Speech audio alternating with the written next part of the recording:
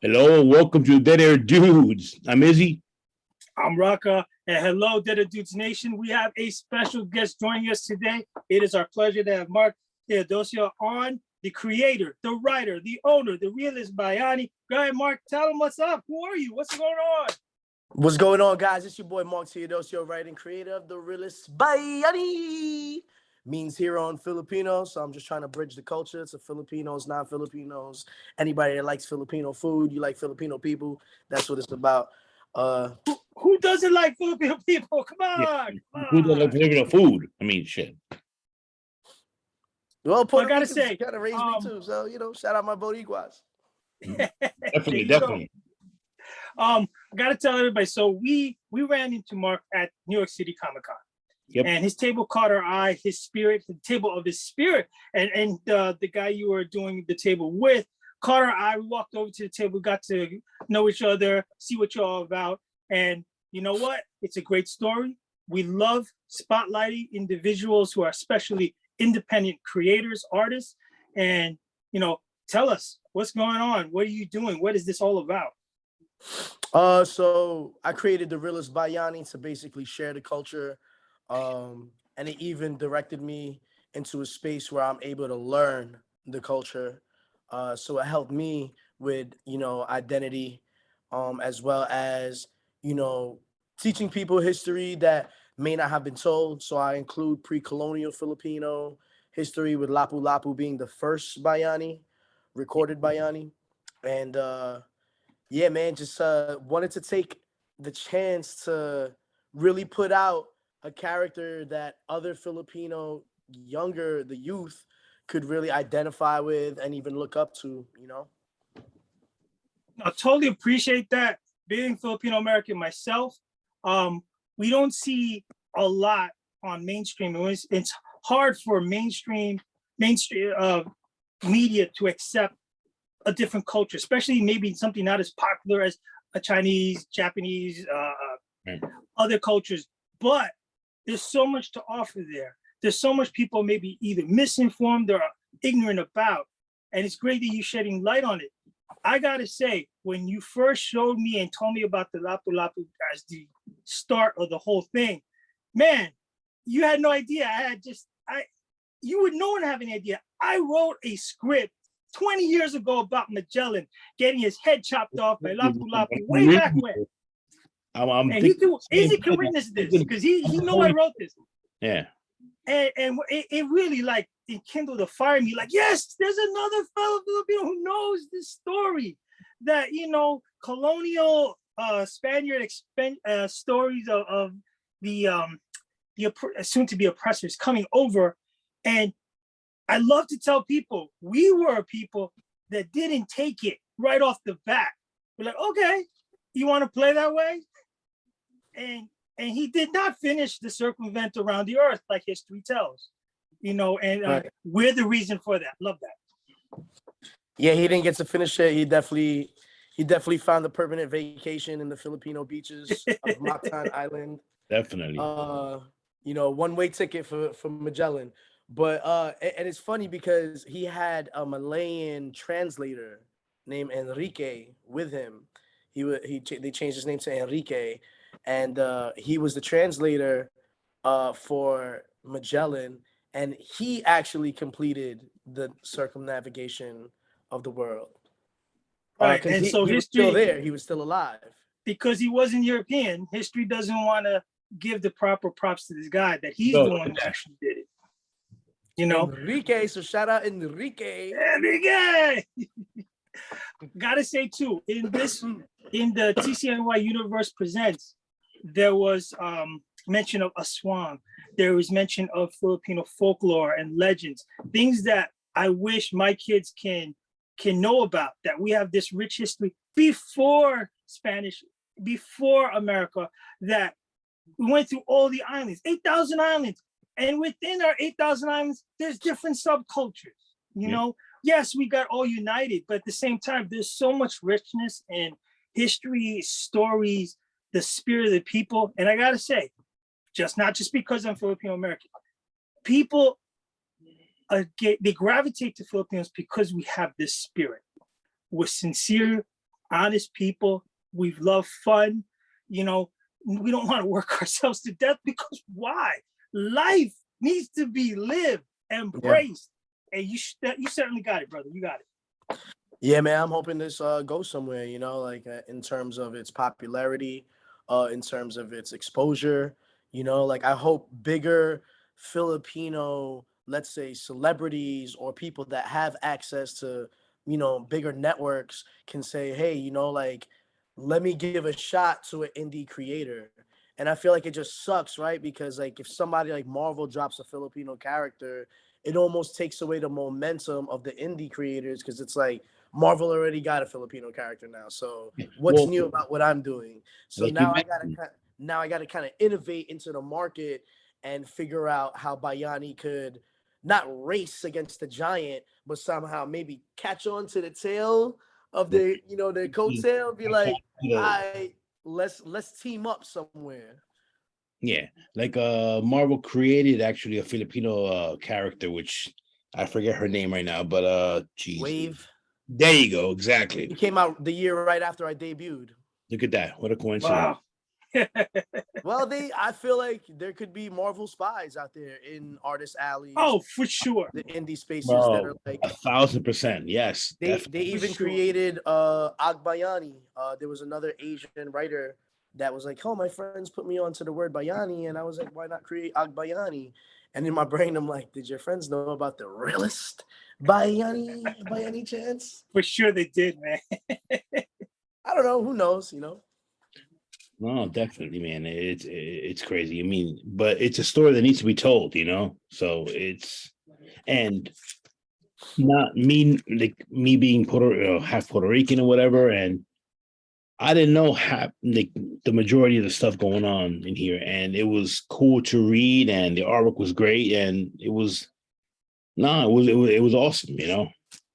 Yeah, and you know, just to big up, you know, like I said, my Latinos, my Boricuas. If you look at the second story of the TCNY Universe Presents, it shows a whole nother reflection of a future that I pray comes to being. You know, there's a Puerto Rican vice president named Miguel Garcia Yep. inside the book, and he has ties to the Philippines. He knows Pacquiao, President Pacquiao, and it Which kind is of goes. awesome. I like that little footage there. I was like, oh, Uh, hit back us, listen, I caught on to this, so I know. So I saw at the end of the Rebirth issue, there was a bedroom scene, and on the wall was Jose Rizal's picture. Immediately, I'm like, oh, that's Jose Rizal, you know. And then I did like that. I gotta say, the new West Hemisphere, Yeah, whatever the unified continent. I yeah. loved it. Was multicultural. It was like the UN. You know, it was the new way the world ought to be. It sucks that an asteroid had to do that for it to happen. It's But always the worst circumstances there you you know go. what? that brings And people sometimes together. you got to turn the world over on its head to realize everybody's got to have a seat at the table. Right. I always imagined this indigenous Illuminati. I feel like if there is a movement that's against us, then we should be prepared to meet that movement. And so this is why I created the other side of, besides the Bayani Philippines story, there's other things happening where I'm like, yo, you know, like I'm not just about Filipinos, I'm about unity of the 12 tribes, you know, of the lost tribes of Israel. Like I'm not that Israelite guy, but I know that God has a certain plan to put all of us together where we're like, none of this matters. It's all here that kind of brings us into this unit of humanity, you know? No, it's awesome because, in a sense, that's what America should really be. Of course. Because this is the first country that started this, welcoming people from other countries to make it up. It wasn't just meant for one particular person. I'm going to get a lot of hate. I don't care. One particular group of people. It was for everybody to reflect all the best parts of humanity. We all make it together. Right. And that was very positive, you know, not to mention in that first issue, you threw a lot in there. That was awesome. That was politics, scandal. There was the red light district. There was ganglands. I There gotta be was a honest, new yeah. world order. Anything, There was a lot. I had to slow down a little bit. Like, okay, what's going on here? And really absorb what was taking place with the main character, Right. who's the center of all of this. Right. And it's dope because like I like that you kind of see the different layers of the society that I was laying out because it was so much and I felt like damn, I don't have enough money for 128 pages. I only got 36.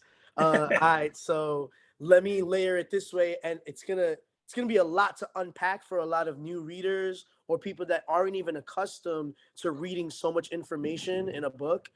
But I felt like people have to be advanced. Like you have to enhance people's readership when it comes to comic books. It's not mangas where it's like, "Ay, oh, 3 panels only." Yeah, It's it's like, yo, almost like the old school way of how comics were back in the day, where it was big slug lines and a lot of information which you had to, acquire, which you had to read and everything. I mean, it brought you back as opposed to where I guess in the mid 90s and after it just started, it was more about the art less than the story. The story was still there, yeah, but it wasn't as deep and as rich and as as important as the story is.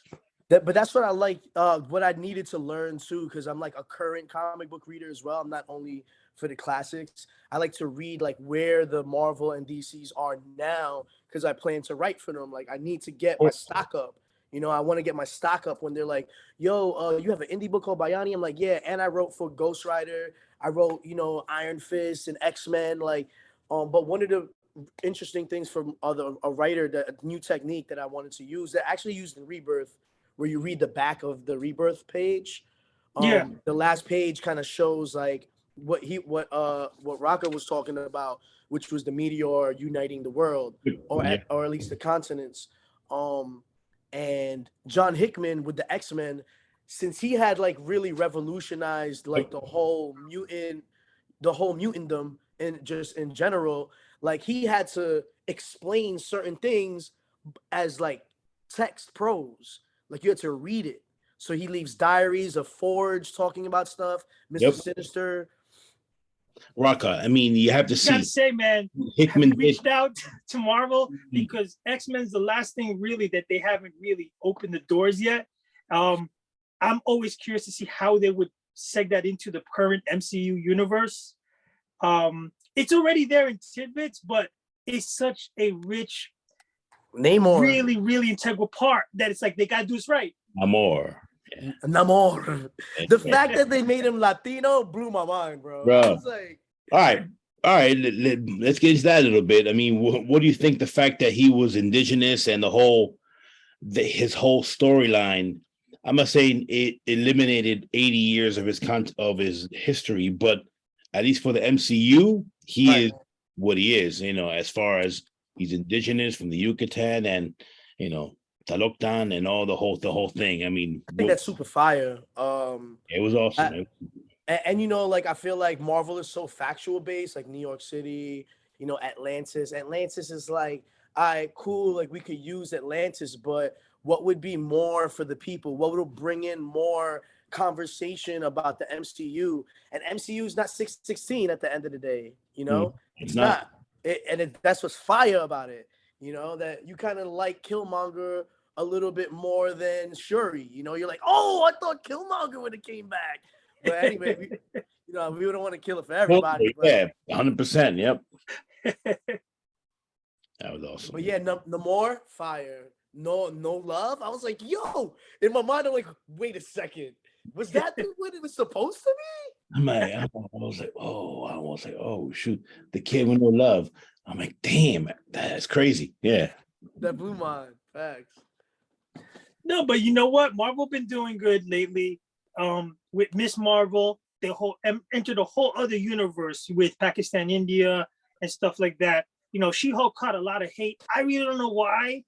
I don't know. She's I don't good. know either. I liked it. I thought, yes, I'll be honest, she's sexy as hell. And she embraced being who she was. And they got Nikki Ramos, another Filipina actor. Boom. There you go. Thank you, Marvel. And open the damn doors to everybody. No, that's some good stuff. So that's good aspiration to you to try to get into the MCU and try. Now, where did all the inspiration from doing the comic book? I admit that I had listened to a previous interview you had done. So I know a little bit of the background. Izzy doesn't really know as much, but for the audience out there that doesn't know anything, where the inspiration to go from what you were previously doing to transition into comics?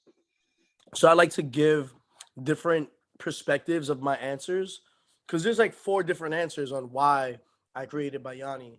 But for the sake of this one today, I was schooled on the word Bayani by my homie Danny, by by Danny Morales, a Puerto Rican guy from the Bronx, works with me, and he walks up to me at work at 6 a.m. I usually don't talk to him because he's moody as hell in the morning. Where I'm like, yo, what up, bro? He's like, walk away. But this time he was walking up to me, and I was like, what's this Latino Viking in the face ass dude walking? What's he gonna say to me today this morning? Yo, you know what you should do? I'm like, what, Danny? He's like, you should make, like Bayani, like a comic book called Bayani. And I was like, what are you talking about? He's like, it's your language, fool. I'm like, what? Oh, he's like, it means hero. I was like, word. And then, and that was like around like 2016, late 2016. And then I learned that I was gonna have a son. Around 2017, my son was born in February. But during that time of my son being formed in his mother's womb, I was writing Bayani. And then by the time he was born, I was like, I want to name him Hero. And so it was kind of like streamlining destinies. It was like a way of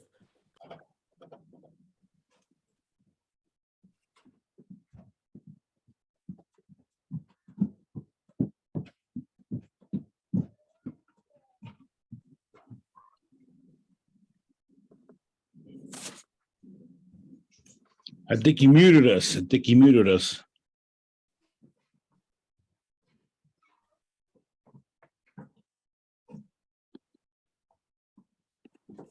my fault. What was the last thing you guys got from me? That Your son was just born. Oh yeah. So my son was being born in 2017, and when he was being born, like I streamlined it with writing the comic book. So while he was being like formed in his mother's womb, I was writing the comic book, and at that time I was really connecting with God. Like I feel like God was really using me to create this way to tap into the true me. Because without knowing the true me, which is the Filipino roots, the history, without even knowing the word Bayani, like I didn't even know the word. Like I was like, what? I was like, how could I be so disconnected from my own roots where I don't even know my own language? And it was a Puerto Rican guy that was like, hey, yo. Wow. Puerto Rican. I can say that. Well, listen, any way that God can connect and send his message, right? It's not ever direct. It's always roundabout. It's a good way. Better now than never. And look where it's gotten you. The writing I actually love. And I got to say, another touch I like is the narration. Yeah. Yeah. Because, you are generally speaking to a lot of people that may not know in depth the culture and what's going on. You also can move along the story well, without having to write every darn thing that's happening, by having a nice omnipresent voice to just kind of connect the dots, get the reader big. Okay, is this happening? And you basically indirectly say, yeah, this is what's happening. Then we can fast forward and this is a story, and boom. I like that, because that really leads you and really ties in the whole story, especially people that are not that familiar with what's going on. And of course, the words and translations on the bottom too, which is exactly there was so much there that you didn't know, but yet it was explained perfectly, and by Cloud Hop. And that's you. We've read a bunch of super independent and new writers and new creators and everything, and this is definitely on the top of the list of the stuff that we've seen. It's so well done, with the artwork, which we're going to ask where you get, the artists for this stuff, because it's top of the line stuff right here. Who's the artist? The artist Wong? Very Wong. He's from Indonesia. And some of my favorite artists are actually from Indonesia. I worked with a lot of Filipino guys, and girls, Filipino female. I said Filipino female artists. That's right. And They'll be all right. yeah, it's coming out of me now. But yeah, so I worked with Very Wong for the Rebirth because there was another issue that was done before this, which Right. is why I called it Bayani 1, number 1, the first issue, but the Rebirth, because it wasn't Filipino enough, the first book. I didn't put enough of the language. I didn't put enough of the geographics, like the cities or, actual places Yeah. that people could, like, in the Philippines, like, oh, I'm right around the corner from there. You know what I'm saying? Like, Yeah. that's Tondo, my Tondo is a really bad place for anybody that doesn't know Manila. It's one of those like red light districts, like everything that goes down. You want some drugs, go over there. You want some gangs, take care of somebody, go over there. That's the I guess the South Bronx type region, and that you want to get some things under the table taken care of. yeah. But listen, how did you get the art? So you knew the artist? Did you go to like Deviant? Did you? Facebook. They have like a Facebook artist page, and the artists just post their work in there, and they're like, open for commissions. I came across Very Wong. I believe I seen some of his work, and then I hit him up during quarantine, and people weren't working during quarantine. And you I was though. I worked on the Yeah. ports. I didn't miss a beat, Yep. but I was out there in the field, at the highest risk. But Yep. he was just like dying to work, so I hit him up and I was like, yo, if I give you X amount of dollars, can you get this done by this time? And everything went through. Kickstarter went through. Everybody supported the Kickstarter, That's and everything waved out from there. It was pretty it was a beautifully synchronized kind of like movement. The synchronicity of what God was planning, what I was thinking, creating, and then the artists come along. It just it was God's, it was definitely God's work. that's No, awesome. this is fantastic, man. I mean, really, really blew us away with how well the artwork is done. For independent artists, it's a hard deal because the realistic part of everything is you're dealing with a budget. You don't have an infinite budget like some of the bigger hitters have. So sometimes people settle, sometimes you get what you can, and sometimes you chintz out on stuff. Like you did it with color. Some people, they're like, oh, I can't afford the color, so I gotta cut back on that. I gotta cut back on this. You can't get a mainstream guy to do like variant covers and stuff. You just gotta deal with what you can afford. And I gotta say, the finished product is quite impressive. Thank you, man. Definitely. Proud It's of it. definitely freaking top notch.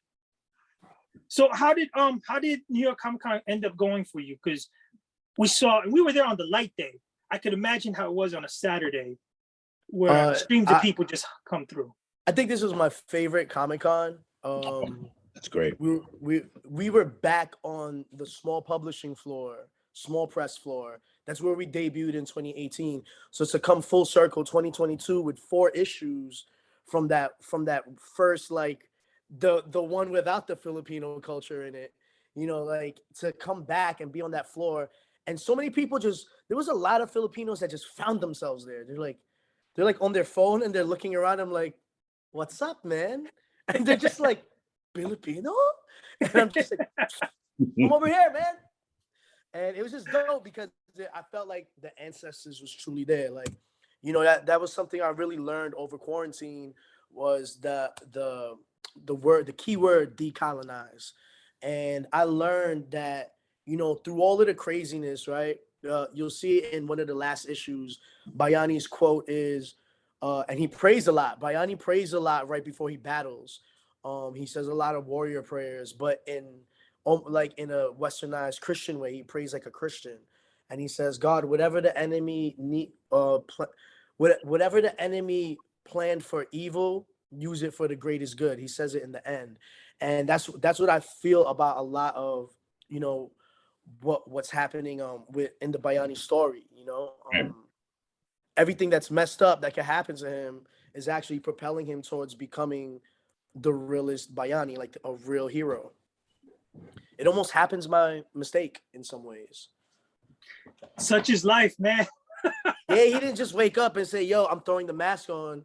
He woke up, went about a regular day, and everything kind of starts, like a whole, like world of craziness happens around Yeah. him. Yeah, God puts you, whatever you want to believe God to be, puts you in different places, definitely for a reason. Either you go left, right, or forward or backwards. Somehow he puts you or she puts you in that place, and you make the most of what's in front of you. Shoot. Yeah, but I got blessed with very wrong, just off the strength. No, I gotta admit, absolutely. It reminds me of Jim Absolutely. Lee a little bit sometimes.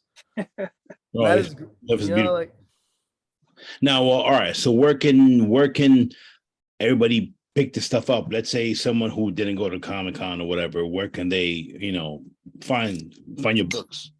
so I'm partnered up with Savvy Designs. It's on his website, savvydesigns.nyc, and we're just like skipping the aspect of having to maintain a website and doing all of that for the city needs you. And since he's partnered with me, he's like behind the scenes, like he's my mover. Like as while things are going on, all there's so many moving pieces are happening. He allows me to kind of be in my creative space where I could just talk to the person that wants to buy the book, and he's putting it all in front of me, and I'm signing the books, and he's packing it. And he's like, "Here you go. What's your Venmo?" And he does all that stuff. So savvydesigns.nyc is the site most people will go to find the book. Well, that's invaluable, man. That's, you can just sit back, create, and let somebody else be the point man to do all this. Yeah, shout out Savvy. Shout You ever outs. think of putting it like on Comixology or other digital? I do want to. I like the rarity, like where people have to come to me to find it. They're not just gonna stumble upon it. Like Yeah. I need them to know me, because right now, like that's 100% mine. Those customers, 100% me. No middleman, nobody taking No, any exactly. They percentage. went to see you. They went specifically for this. So Right. they're going for this specifically. It's not like they stumble on, oh, by the way, oh, this looks cool. He looks like whatever, Spider- Spider-Man, or he looks like Spawn or whatever, and then boom, Yeah. no, So you yeah, get most that. of the time I prefer for them to meet me or asking me or talk to me, even giving me the first initial feelings that they felt when they first found out there was a Filipino creator or comic book hero. That's awesome. So what do you have? You have what? 2 issues of the Realest Bayani, We have or 4 issues in the series available right now on savvydesigns.nyc. you have 1 through 4 on Savvy. Okay, awesome. Yeah, on savvydesigns.nyc, and then we have the TCNY Universe Presents, which is more like short stories. So it's Yeah. like my Marvel Presents. And this is what? This is what? 1 issue, a solo issue, or this is Yeah, more that's a solo issue. So it allows me to give perspective of other characters that aren't Bayani, right. and write freely like outside of the Philippines, and kind of giving, because I want other readers or writers or artists to kind of read these things and be like, "Yo, I drew this for you, bro," or like do fan art for indie creators, Oh, bro. yeah, Just of join me. course. I mean, Yeah, absolutely, man. I mean, why not? this Shoot. is cool. I mean, maybe I can, this is my version of this character, or I have an idea for this, and boom, bring it to you, and It's collaborate. your universe. You can make them as you want, add, subtract, put a different spin on it, everything. You got another new issue coming out anytime soon? Yeah, Or we finished issue 5. We just lettered it. I just got the Bayani done, like the authentic Bayani. Shout out to Jacob Ira from Bayani Art. They're a West Coast team, but they're really into the culture, So he knows like how to write Bayani like freehand, and he also has knowledge of a lot of history. So he was actually the cultural consultant for the 5th issue, because I wow. needed Bayani. I needed some history for the book that I felt like I didn't want to source online only. You Right. know, Yeah. Narrative from a so first issue person, five, somebody. issue five is really jam packed with a lot of authentic Filipino stuff. And like I said, there's gonna be a version where it has the realest Bayani written in Bayban. Wow, that's actually pretty Yeah, cool. because people, it's No, issue that 5. So by that time, that readership already knows the realest Bayani book, and they know issue 5. but there's gonna be another version that says the realest Bayani, you know. But the collectors is gonna get that Bay joint. There you go. It's gonna be the hot item. The next I'm Kickstarter. sorry. Yeah, the next Kickstarter. It's gonna be a hot item right there. Is did Wong draw the other ones, or it's someone else? Wong drew this last one too. Yep, he drew the last one. So he drew all five, or Nope. I had two different. Different. So issue 2, I had why am I forgetting her name right now? Damn. Edit this out. Don't worry. Pick up issue 2 and you'll see who's doing it. And you get it. But issue 3. I know it's been a long day. Yuri Pinzone. I'm sorry. So Yuri Pinzone drew issue 2, and I had Ralph Nochete draw in some like bonus pages. Awesome. And I had another artist in issue 2 draw. He didn't complete his pages though. So it's something about self-publishing when you hire somebody and pay them before they finish the job. Like, and a lot of them will be like, I need this, I need that, sir. I fell off of a bike and my leg is broken. I can't draw. Like, they'll say some random. I'm like, yo, bro, that's nothing to do with me right now. Like, you know, or like, all right, cool. Did you break your hand? I don't know. I mean, it's like, you need some pencils. I mean, come on, let's go. But that's why, like, you kind of have to learn and feel out, investigate these artists to see how consistent they are. Are they reliable? You know, find out their peers and ask the peers. If you have mutual peers, ask them about that artist. Because I got conned for like $500 like this year. You know, you make a deadline. You know, that's the bottom line. If they can really, you know, get it done at a certain time and, you know, at the quality that it deserves, you know. But if you hire somebody overseas and they don't get it done by that certain time, right? What are you gonna do? Exactly. You can't. You don't even get the money back. You know, he's like, I couldn't even get the money back. I was like, yeah, guess I'm taking this loss. Yeah. And I see him posting on Facebook. I'm in his DMs like, yo, buddy. Oh, bro. On red. Nothing. These are the pitfalls firsthand from independent creator. Everything that you have to go through. You know, it sucks. I'm sorry that happened, but there's a lot of learning curve for all of us. You know, you're trying to do things on your own, and we commend you. But yeah, the world, man, is full of people like that sometimes. Yeah. But that issue 5 is coming. It's done. Very Wong is solid. So shout out Very Wong. When it works out, it's beautiful when it works out, you know. So yeah, that's a good book right there. The cover for issue 5 is even more official. It's the same cover artist as issue 4, Don Aguilo, who draws variants for Spawn. He's fire. He's killing it. That issue 5 joint is gonna be crazy. You want to give us a teaser? What's basically issue 5 about? When Bayani gets his powers. Aha! Now, how long? Maybe you don't have to, you know, be specific, but how long is the series? Or it's 5 issues. Also, it ends at 5.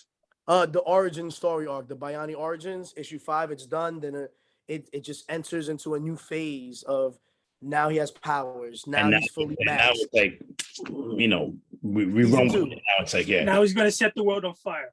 Nice. Season 2. Oh, that's awesome, brother. I mean, I hope you get to a point that you can make this an animated series. Yeah, that's definitely a key. But I also really want to make a live action. Like, I really want Filipino martial arts. Right after you guys left, a Filipino martial arts group came up to me. One of their members, his name is Chris. He's with Doce Pares. They're based in Queens, and they're like knife fighters, arnis. that's awesome. But kind of like more like Balintawak, I believe. But his style, I think their style is more Cali sticks. I'm not sure. I'm kind of ignorant in the different variations. Right. I'm schooled on it, but my history on it still needs more, like, you know, more fine tuning. Dude, you're living my dream. I always wanted to make this happen. Hey man, you're in my dream, so you can come in, open the door, take your shoes up, and start dreaming too. Yeah, bro. It's open doors, man. Like, I've definitely helped other people create their own comic books. I've directed them to artists that I've worked with that are reliable, and affordable. So, your dream is just, right down the line, man. As soon as you write those pages, all you got to do is pass that script on, and we could complete that, man. Your I dream mean, could that's awesome still be because lit. this is what the community is all about. We helping each other out because we're all in this struggle together to live out our dreams, realize and make them happen. Because the big boys up top are never going to open the door for us. So we got to kick it down and make it happen for ourselves, which is what today's medium actually helps us do. With social media, with our phones, you can do stuff that you cannot film before. You had to go to film school, rent cameras, editing, the whole deal. Now you got your phone, you make a whole damn movie with it. I mean, let's be Yeah. honest. We don't even need the higher ups, and to a degree. Right. We're big boys. We can do everything ourselves, and the big boys come to Self-publish us, and the whole deal. and they'll be like, "Oh, by the way, we'll give you such and such for the rights to print in Bayani, or would you consider have him show up in the MCU, or whatever, yada yada yada." You know what I mean? Yeah. But, like, it's crazy because it was either anime or live action, but I think live action will be the best, like, translation because they're going to get the feel of, like, all right, who's a male Filipino lead, that we could get to be Bayani? Like, are we going to shoot it in the Philippines? How the hell, yeah. We're going to be shooting in the Philippines. We're going to be showing the Lapu Lapu scene. We're going to get back into Tondo, Manila, and Tondo, Manila is where the Katipunan kind of like built their revolutionary meetings and groups and stuff like that. Katipunan was founded in Tondo, Manila, which was weird that I based the book there. So when you read issue 5, you're gonna see so many elements collide from history to the group that he's with now, like the people that finds him and kind of mentors him into his vigilantism. I'm looking forward to everybody getting this whole series. Yeah, man, I like that Death Wish little angle to it, and all the vigilante stuff. And listen, maybe it is destiny that all this happened to happen in your life. Things unfolding, who you meet, who you work with, and how just things play out. Yeah. It's for a reason, for sure. I really believe stuff happens for a reason. It's not just random. Things happen for a reason. Same reason why we're just walking around Comic-Con. We're like, oh, we got a table. No, and I'm buying. I might get rock. He actually told me, he hit me that, hey, I'm like, bro, that's Filipino, right? And I'm like, and he's like, what, where? And he's looking. Oh shit, yeah. And then I'm ashamed to say, I just walked by like, what, where? And I'm like, oh sure. And just walk over to the table. I'm like, hey. I forgot to mention why it was my favorite Comic-Con, but Lumpia with a Vengeance was with me. Yes. So Teodosio Janelsa, he's from the West Coast, and he came out to debut his movie in theaters in New York. So it was dope because you don't get to really connect with people across the coast unless you're person to person. Like that's the best way to really connect with someone because you get to feel them out, they get to feel you out, and you can really build solid friendships. It's hard to do it online. Like you can only do so much DMing. It's like, wow, You know what this means, right, brother? You got to go to San Diego. Oh yeah, for sure. As DCC. Yeah. I'm gonna speak with Patricio. Absolutely. He's the reason why I was in New York Comic Con because he had the connects from San Diego Comic Con. Those same people manage that floor. You know what I'm saying? It's crazy. I've been there once. It's crazy. I mean, New York is different because New York is packed. But sometimes I gotta be honest, New York has a more commercial feel. When you get to San Diego, it almost feels more like for the fans. Yeah, and I heard the nightlife like outside, like it don't end. Like San Diego bananas. don't end in the parties on the street, and right. and it's on the harbor thing, so it's like they close off the whole thing. So you have this whole party. Unlike Jacob Javits, you get across the street, you might get hit by a taxi or something. Yeah. So yeah, man. I was gonna also say like that's probably one of the goals we have is to make it into San Diego Comic-Con. But I really want to get a bunch of Filipino cosplayers to do the cast of Bayani. You know what I mean? Yeah, that would be awesome. If you were to do that and then have them rehearse to do a skit, like in front of San Diego or anywhere, just perform a skit, could be impromptu or whatever, a nice famous scene from your comic books, that would kill it. And then somebody to film it, bro, then you put that out, Game Social over. media gold right there, bro. Game over, man. You shut it down. You tell Marvel, you come talk to me. I'm not going to you.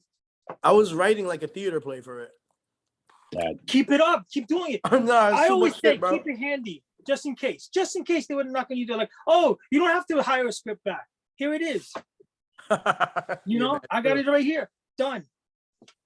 be like, if not, you know what? All right. If you don't want, then no, good. Yeah, you want the rights, you maintain creative control. Right. You know, Kirkman screwed that up. I mean, he should have just kept creative control. But we could do partial rights, whatever. But because you have this vision, I love your vision to keep it historic, accurate, the whole thing, represent the people, Yeah. everything. But Because, you Kirkman, know, I'm sorry to say, once Hollywood gets their hands on it, then it turns into a little something different. but look at Yeah, Kirkman. man. They give Kirkman a portion of Image, so he's like he runs Image. So basically, I mean, they gave him the keys to the store basically for Walking Dead, but that's besides the point. No, bro. I mean, hey, we loved it, and Is there any questions you guys have about characters or things that happened in the book that maybe I could clarify for you guys while I'm here? Rocco. No, I mean, I kind of like where everything's going. My viewpoint is it's an imperfect relationship that he has, but it's real. I like that in the sense that it's a real thing that happens. You know, he's like a dad to other kids, but it, you know, the mom's in a different tight situation. They got money issues. There's forces pulling things apart. You know, people are put into positions to make very hard choices in life. What they gotta do. I like how it sets it up for things are about to come that are going to change everybody's lives, and it's like the pins are just lined up. I'm just waiting for that ball to come down. It's like it's a setup because the shit's about to hit the fan. You have the gang having ideas to, get back at him, and then you have another little politics. You going have on. The politics going on. Then you have this other character. I forgot her name.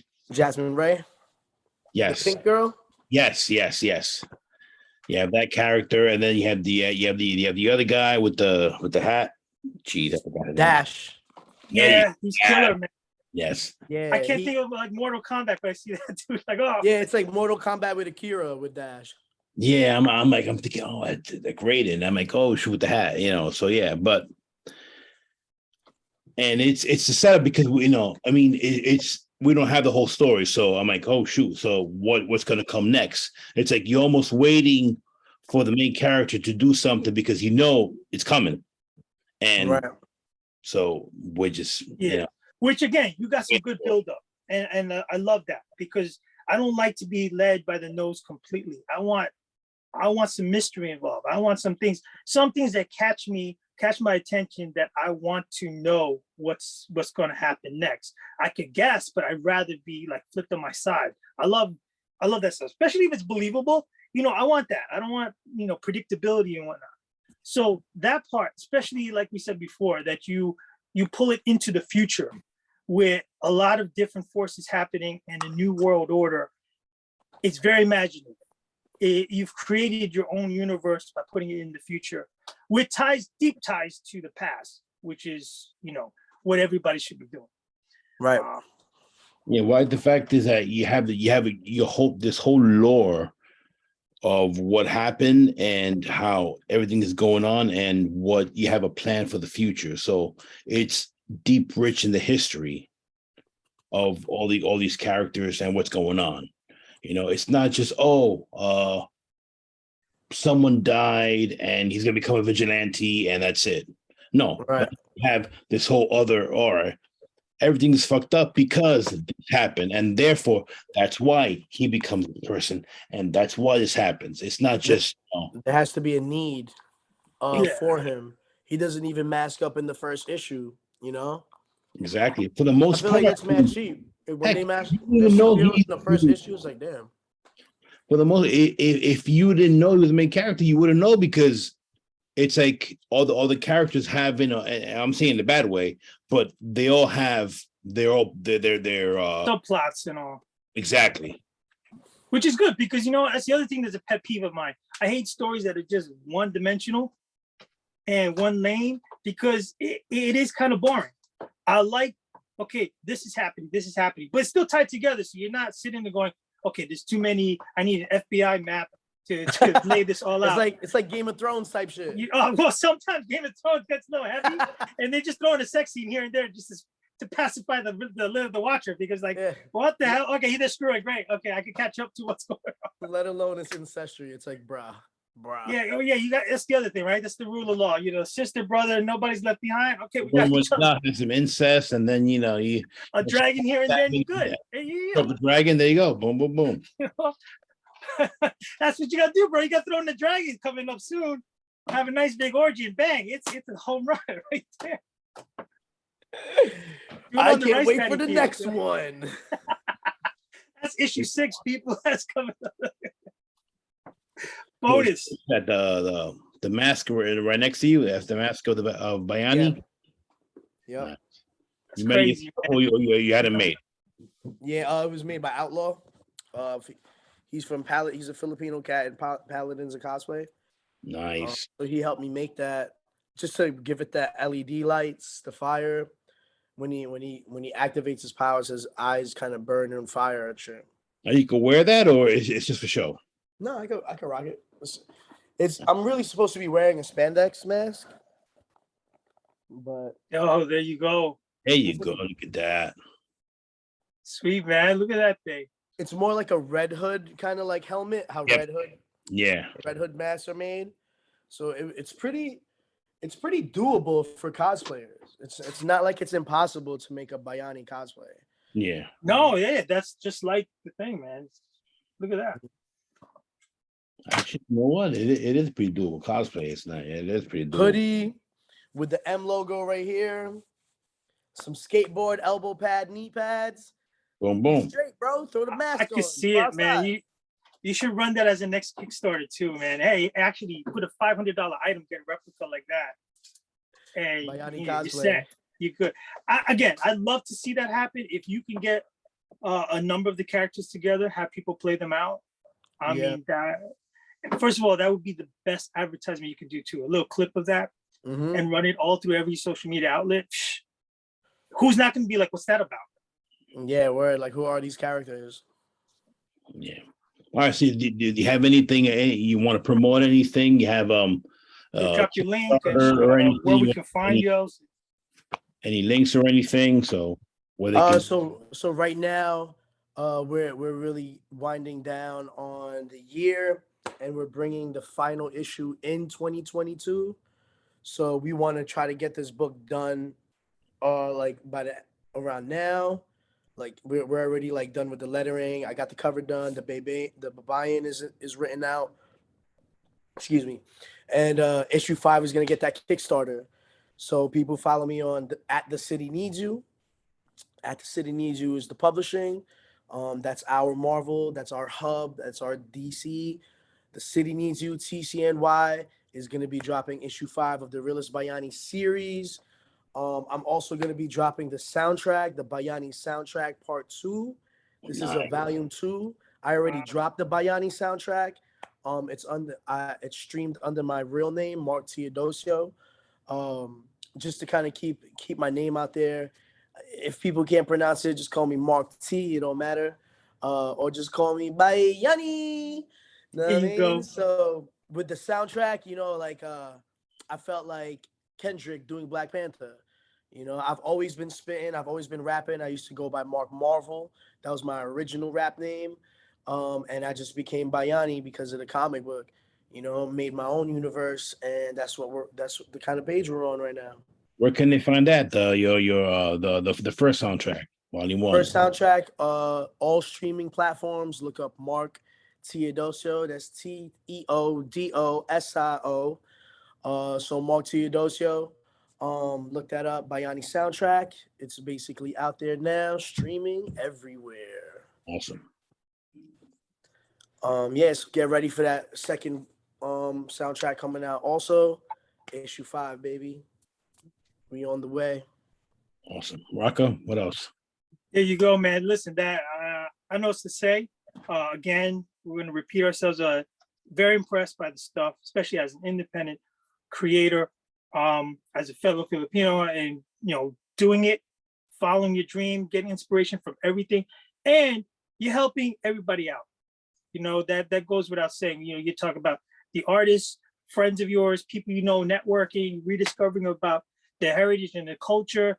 Just look at the mass you got back there, different people's names that you just dropped casually because you work with them, you met them, you inspired people. People now look at you like, he did it, so I could do it, or I could follow this, and I could follow that.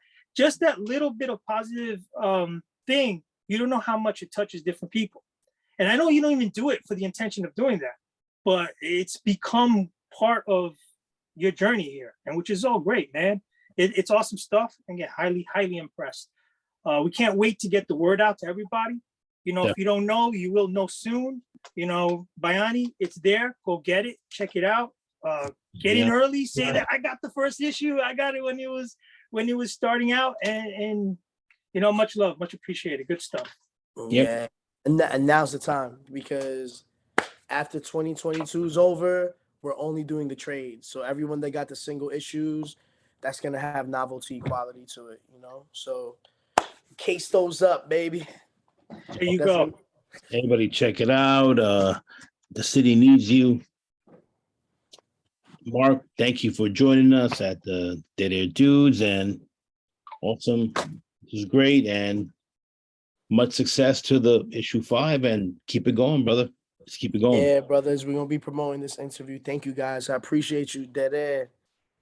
Absolutely, bro. No problem. And listen, when it does finally drop, let us know, and we'll be along with you. We'll circulate it all over the place. Definitely. As well. Absolutely. All right, fellas. You know the tribe. I appreciate you, my OGs. Much love, Kings. All right. As always, I'm Izzy. I'm Raka. Remember to always save the whales. Thank you to like and subscribe. Thank you for all your support and your feedback. And we'll keep on trucking. Take care. Peace, y'all. Later, bro.